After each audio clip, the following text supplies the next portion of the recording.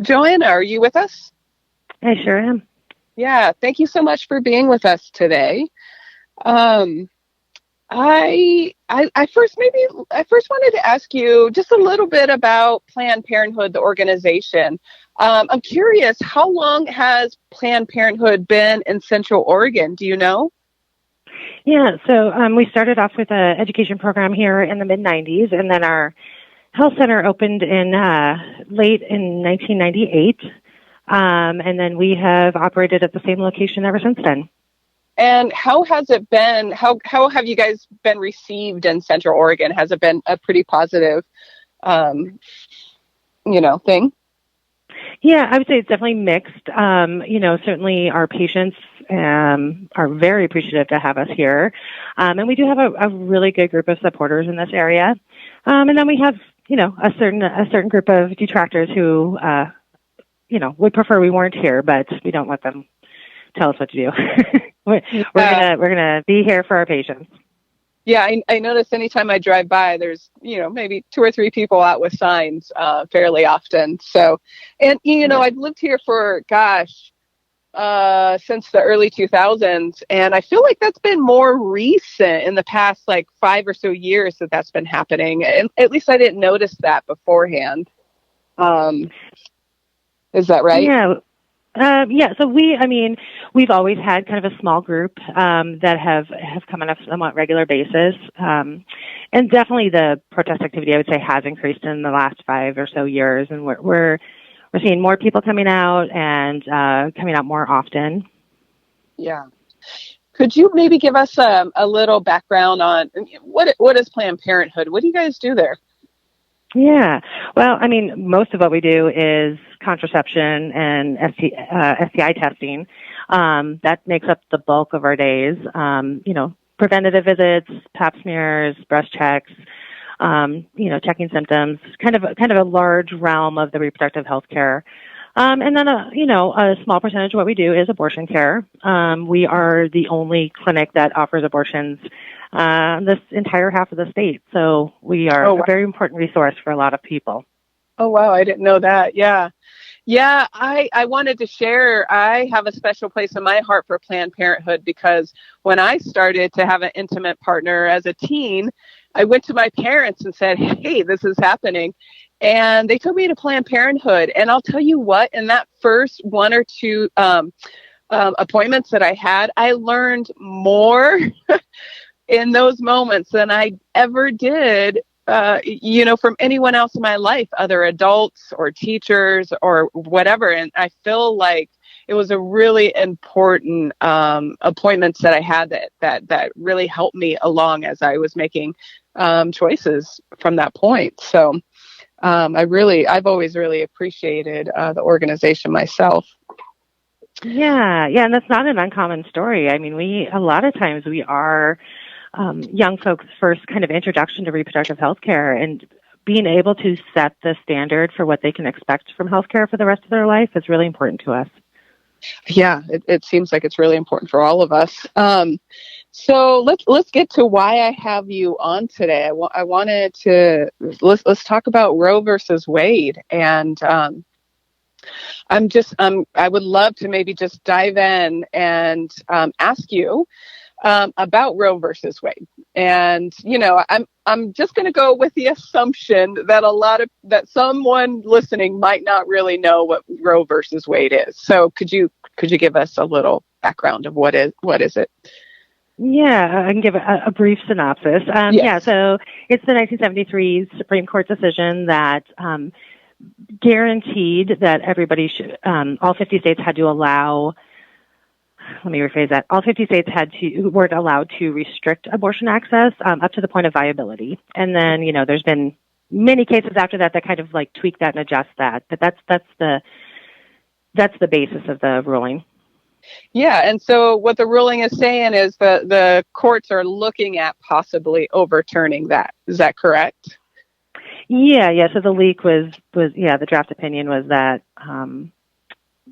basically them wanting to overturn Roe versus Wade and return the decision of whether abortion is legal to each individual state.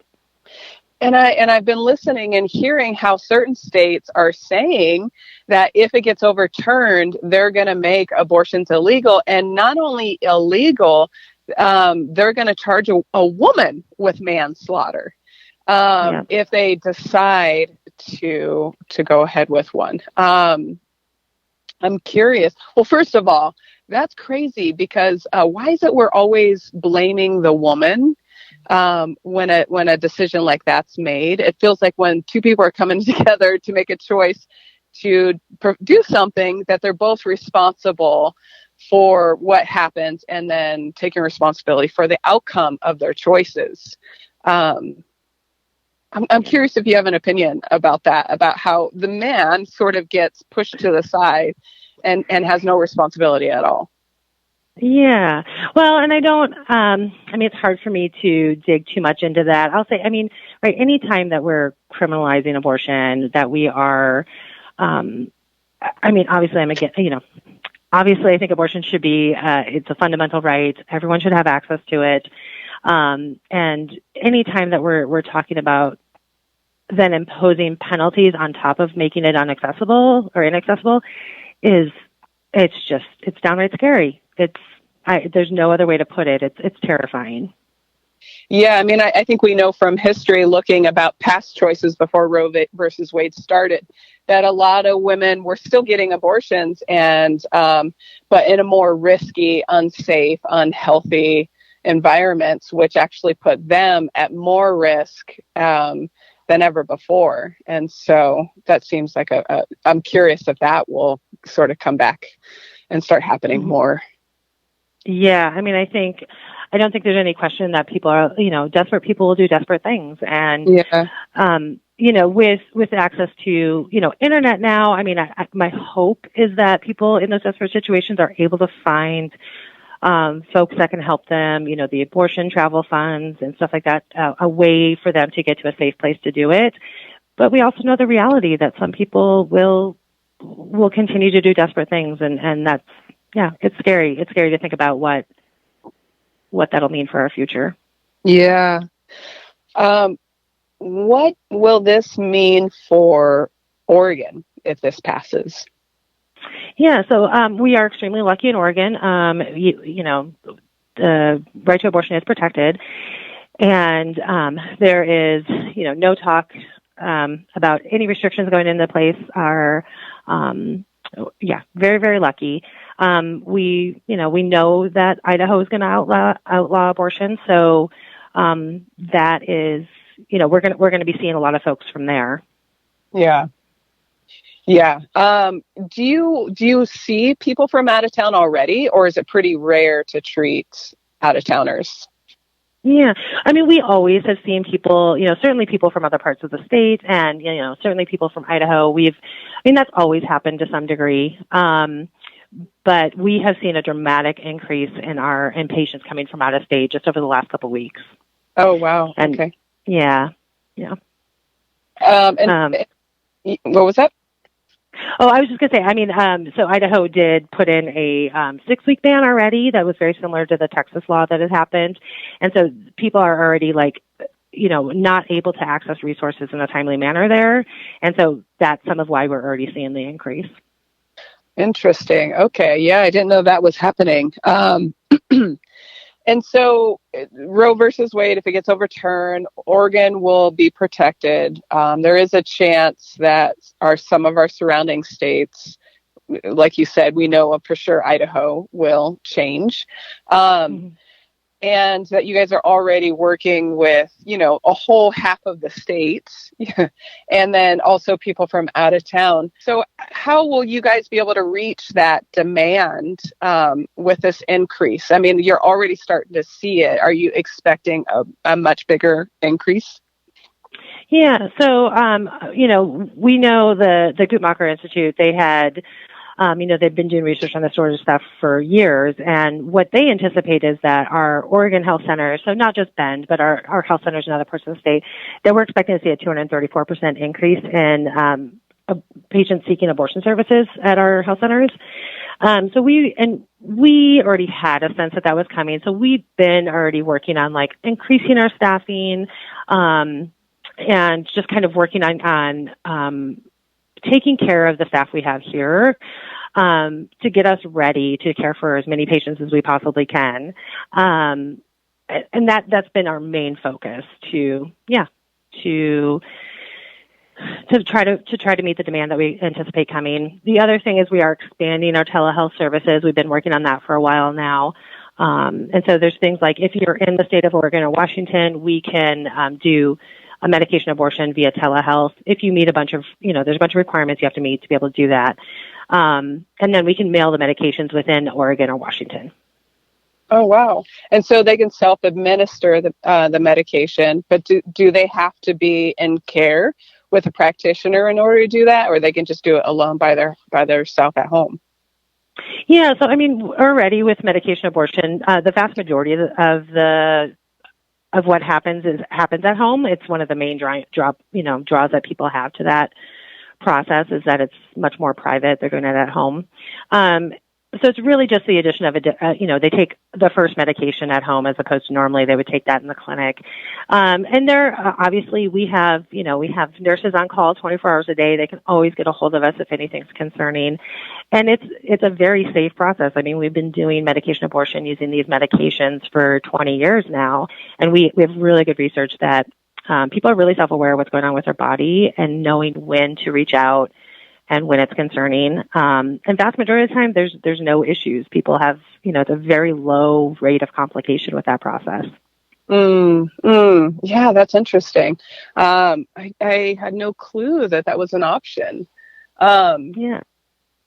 Do you, I'm curious if you could share a little bit of your opinion about, this is maybe you, Joanna, speaking, and not necessarily Joanna, the health manager, but about women's rights and the importance of a woman to have rights over her own body and her own choices of what happens to her body. Yeah, I can certainly speak for myself on that one. The way I view it is when we're looking at equality among genders, and obviously it's not just women that have abortions. Non-binary people do. Trans men have abortions. But when we look at any sort of gender identity, the ability to decide if and when to have children or whether to expand your family is fundamental to equality when it comes to gender. If a woman or another person is forced into a pregnancy and into parenting, it makes it so much harder to, move forward with whatever it's going to be to make your life truly equal to other people. I come from generational poverty, and I come also from a long line of women having children as teenagers. And I think the two are linked, honestly, and that at least in my family line, the lack of, most of them, first of all, never finished high school. I think I was the second one to get a high school degree and the only one that went to college and graduated. And even my sister and my cousins, they all had children as teens. And what I noticed is that having children as a teen is sort of, for them, solidified the cycle of generational poverty, because, unfortunately, they were with other partners that weren't willing to support them at all. And so they were single moms with no money or no help, maybe a little bit of help from the family, but not really. And definitely no financial help. And so they immediately went on welfare. And, I have a sister who's in her 40s and has not ever been able to support herself. And she's had 5 children. And, that's the case with all of the women in my family for generations. They've been living off of welfare. They've been So poor. And so for me, it was always clear that the choice to become a parent or to not have an abortion and not have the support that they needed, it was linked to this cycle of dysfunction, because with also the generational poverty, there's a whole lot of addiction and addictions and other things that come into play. And so when I was listening to you share, Joanna, about a woman's right to choose, I think that's another piece that we're not necessarily talking about or even sharing with other young women. Like, hey, the choices you make that have this really long-term impact for the rest of your life, possibly. And I personally am a little disappointed with our educational system and what we're not saying in the educational environment to prepare children for these big choices that we're making. And so that was a big share. But I'm curious if anything came up for you or any thoughts that you had with that share, Joanna. Yeah, I mean, I think definitely the intergenerational poverty is a huge piece that we see. And, we will always support, like, it doesn't matter what a person's resources are. If they are ready to parent, we will absolutely help them find the right resources to have their healthy pregnancy, to be able to parent the way they want to, or connect them with adoption counselors if that's something that they're interested in.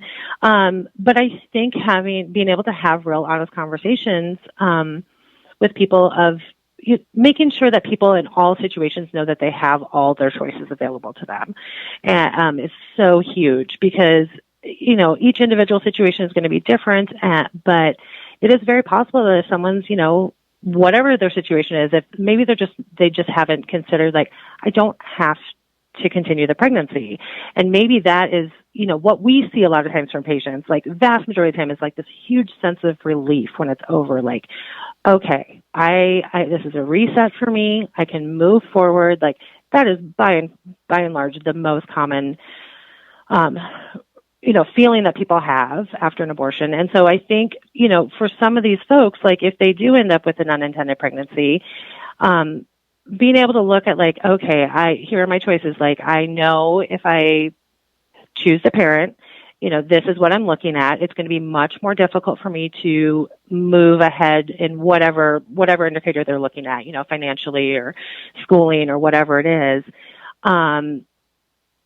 Or I can look at, I have this option to not continue the pregnancy, and obviously they also have the option to place for adoption, and then, looking at, like, okay, that means that I can keep moving forward with my goals without having to focus on on this child that I'm bringing into the world. And I think it's probably the most important piece, is just making sure that people are aware that they have those options available, and then, helping them figure out what works best for them at that particular time. Yeah, so you guys, it sounds like you do that counseling piece of, like, sitting down with clients and looking at all the options and helping them, find the option that they most, resonate with, that would be best for them.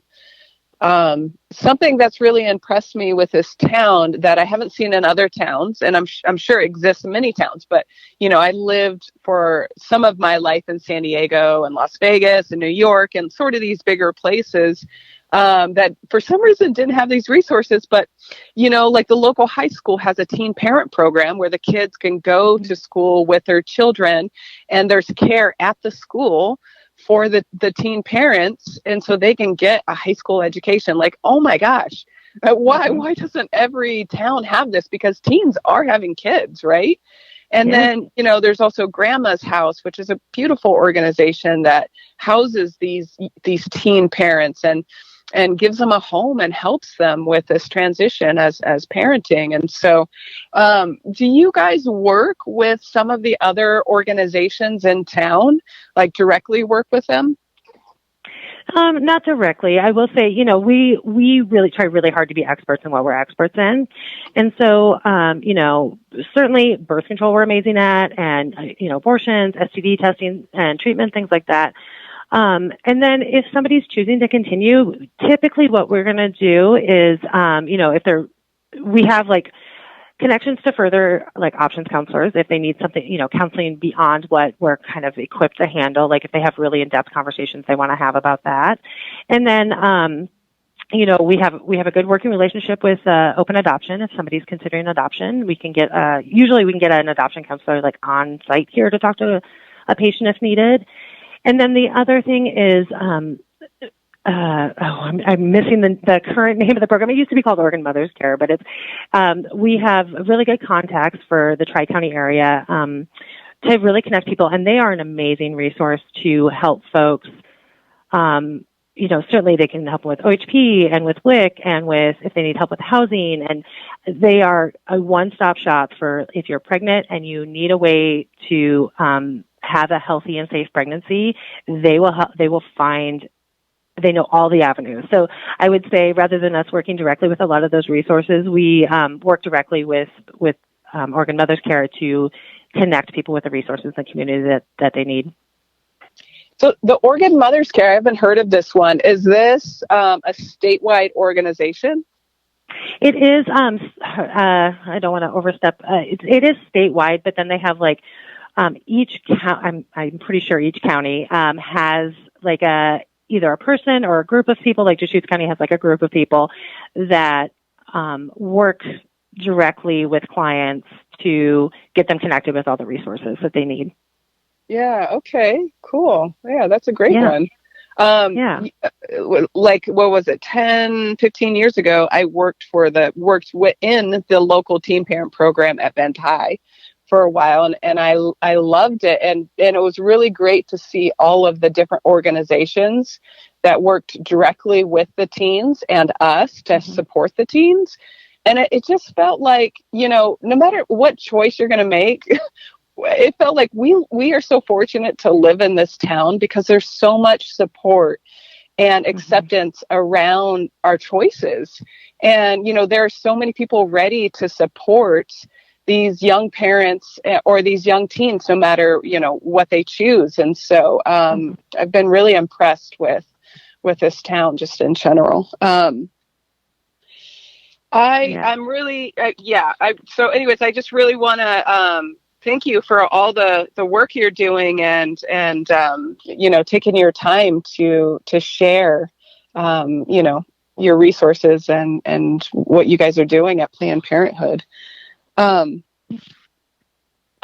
curious if we could spend maybe the last of our time together with you, just sharing a little bit of local resources that you could share with us, or things that you guys are doing at Planned Parenthood that you'd like, the community to know about.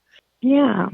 I mean, I think, I want to make sure that people are aware that, we're here in Bend, we're on Division Street. We are happy to help folks kind of with whatever they need in the reproductive health realm. And we are not going anywhere. Our doors are staying open.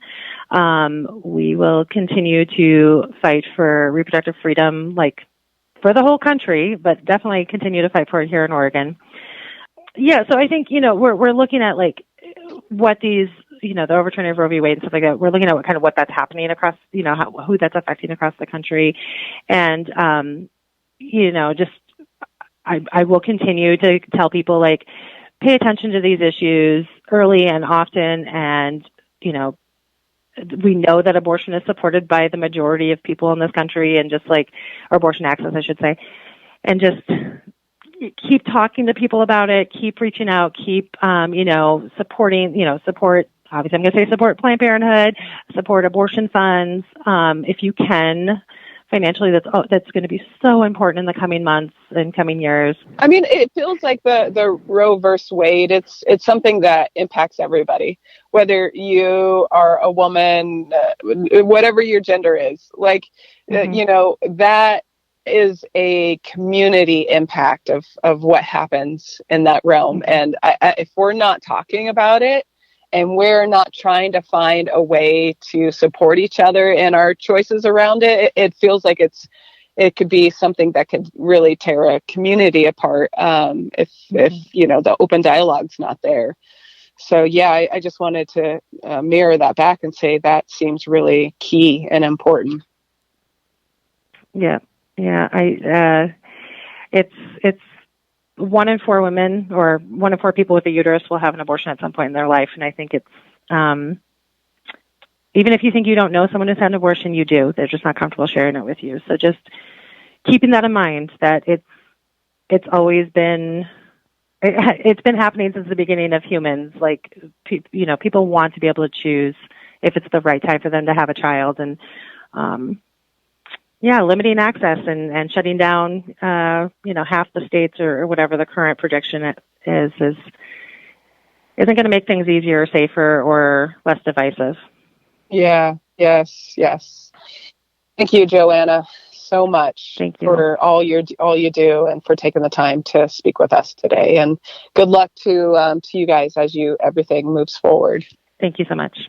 You've been listening to a KPOV Critical Conversation. To hear more engaging interviews on important topics, please visit kpov.org/critical-conversations.